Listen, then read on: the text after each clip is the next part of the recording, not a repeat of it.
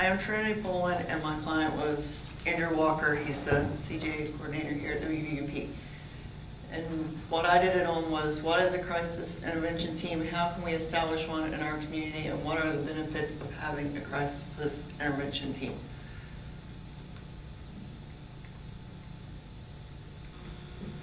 A crisis intervention team is a programmed as a group effort, bringing the police and the community together for the common goals of safety, understanding, and service to mentally ill persons in emotional crisis situations and their families. Crisis intervention teams is not only a police training program, but is a community partnership and a commitment to community change. It isn't all on law enforcement to handle. It needs the collaboration of the community, family members, mental health communities, persons with mental illness and their families, and it is a commitment from all parties involved to do things differently.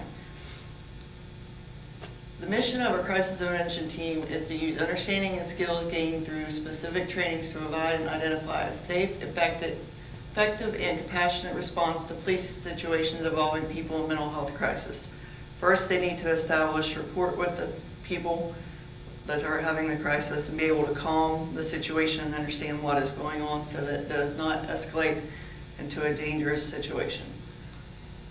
The crisis intervention team history. Where did the crisis intervention teams first begin? In 1988, Memphis introduced the first crisis intervention team as a component to the community's demand for safer first responders crisis service. CIT partnership led to a change in existing systems and stimulated the development of new infrastructures for services. Suicide attempts and mental health crisis concerns are recognized as a priority. Crises are about people, about our community, about our families, our friends, and our loved ones. Crisis intervention teams is founded on principles of dignity, understanding, kindness, hope, and dedication.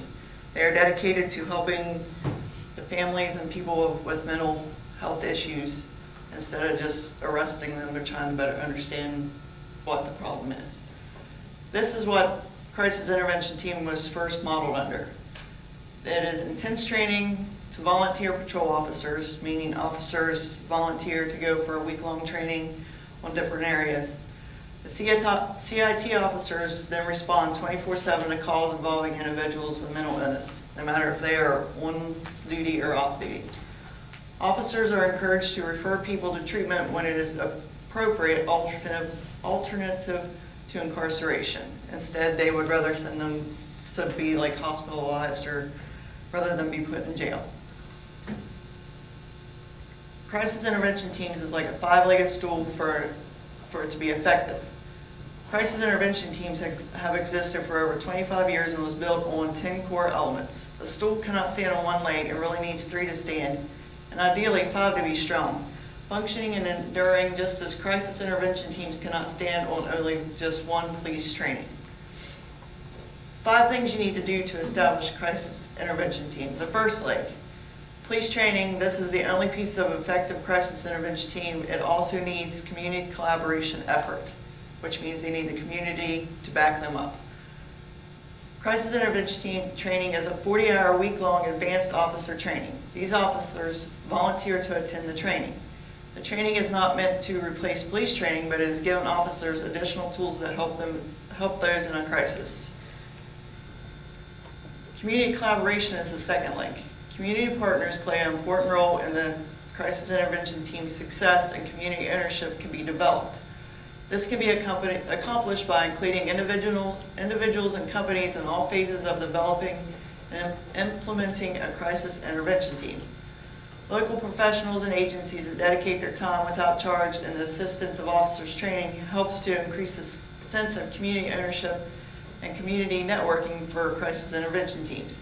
It is this that makes crisis intervention teams achievable and sustainable. Here in Parkersburg, it would be the help of Westbrook, the drug treatment facilities that are available. Vibrant and accessible crisis system is the third leg. Training and community collaboration is imperative for crisis intervention teams, but the most meaningful leg to obtain real outcomes is having a robust crisis system.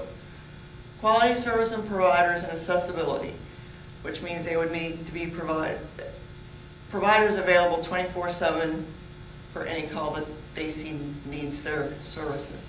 There needs to be a seamless, consistent, and prioritized process needs to be established between behavioral health services and law enforcement to be effective, meaning they need to work hand in hand and not be judgmental of the person they are trying to help. Behavioral health staff training is the fourth leg. Behavioral health training is important for a positive working relationship between law enforcement and behavioral health community, meaning the law officers also need to be trained in different mental health situations and how to handle those. The goal of the collaboration is not integration, but the officer sometimes needs to becomes a officer and a social worker, but is still foremost an officer with specialized training in mental health, meaning they have to be the officer first and then work on their mental health crisis. Families, consumers, and advocates collaborative training is the fifth leg of the stool. Involvement of all these stakeholders in crisis intervention programs are critical to help entrench a crisis intervention team firmly in a community. Educate these advocates on the resources available in their community. When they have a better understanding and are more informed, they are typically more supportive of the program. When you inform and educate the community on what mental health is and that they can be helped, they will better back this up. What crisis intervention teams offer? They offer help, support to both family and the victim, advice, guidance, and assistance. Why do we need crisis intervention teams in West Virginia? When you look at the map of all the grades they give the United States on crisis intervention teams, West Virginia has an F. Because in West Virginia, they will send them in front of a judge and then would rather hospitalize them than to try to have a crisis intervention team in our state. And as you see on this one, more than 9% of people in West Virginia have some sort of mental illness and usually go untreated. 3.5 million Americans have severe mental illnesses, and fewer than 50% receive even minimal adequate treatment, mostly because they can't afford it or people don't believe them when they say they have it. Why crisis intervention teams need to be established? There will be less need for use of lethal force, jail diversion, which would cut down on the costs that we spend on keeping inmates in because they have a mental health issue.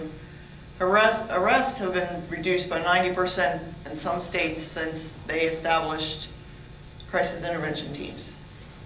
Reduction in injury to officers and mental health consumers. When an officer understands the crisis they're going into because they have been trained, they are more likely to be able to better handle it and make sure that everybody is safe.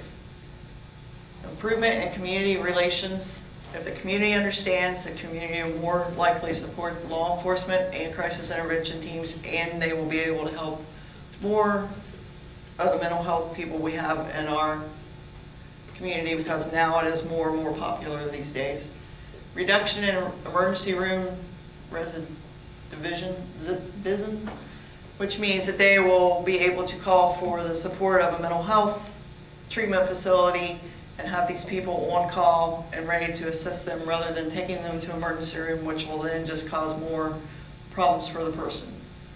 Decrease in involuntary commitments, which means the person will not likely try to commit suicide, murder, or any other act of violence if they have the help of a mental health facility that is willing to help them with their situation. And that's it. Anyone have any questions?